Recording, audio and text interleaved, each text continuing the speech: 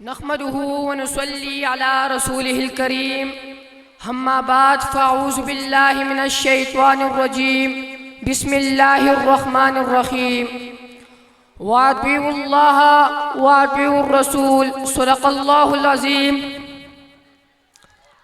حسن یوسف پہ کٹی مصر میں انگشت زنا، حسن یوسف پہ کٹی مصر میں انگشت زنا، سر کٹائے ہے تیرے نام پہ مردان عرب۔ صدر جلسہ معزز سامعین اکرامی اور اقرا تحفیظ القرآن کے طالب علم دوستو،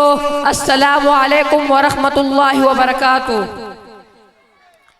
آج میں اپنے سخن کے آغاز سروری کونین ساقی کوثر شافی مخشر تاجدار مدینہ عبداللہ کے لخت جگر آمنہ کے نور نظر سید البشر محبوب کبریائی احمد مشتبہ محمد مصطفیٰ بددجا شمس الزغا عرش کے شہزادے محمد الرسول اللہ صلی اللہ علیہ وسلم نامی اس اکرام سے کرتا ہوں، کیونکہ خود رب کائنات نے ارشاد فرمایا، اے میرے لاڈے پیغمبر، میرے تجھ سے وعدہ ہے، زمین کے جس خطے پر، آسمان کے جس کونے پر، درخت کے جس پتے پر، ہوا کے جس جھونکے پر، جس انسان کے دل و دماغ پر تیرا ذکر ہوگا، میں اس پر اپنے رحمت کے بارش برساؤں گا،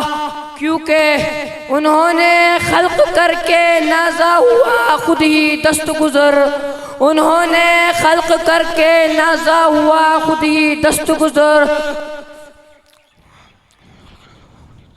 کوئی شاکار کے صلی اللہ وقار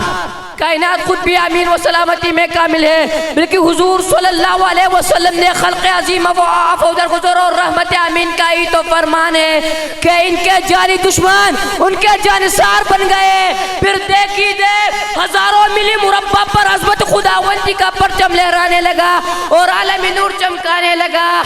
صلی اللہ وقار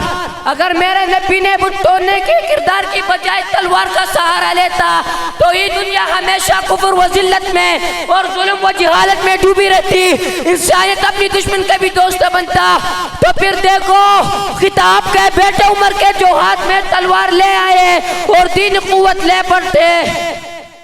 نگاہ مرد مومن سے بدل جاتی ہے تقدیریں، نگاہ مرد مومن سے بدل جاتی ہے تقدیریں، جو ہو ذوق یقین پیدا تو کٹ جاتی ہے زنجیریں۔ صلی اللہ علیہ وقار ماربی اول کی ایک شاہی صبح وادی فاران کی چونچوں سے سراج منیر طلوع ہوئے،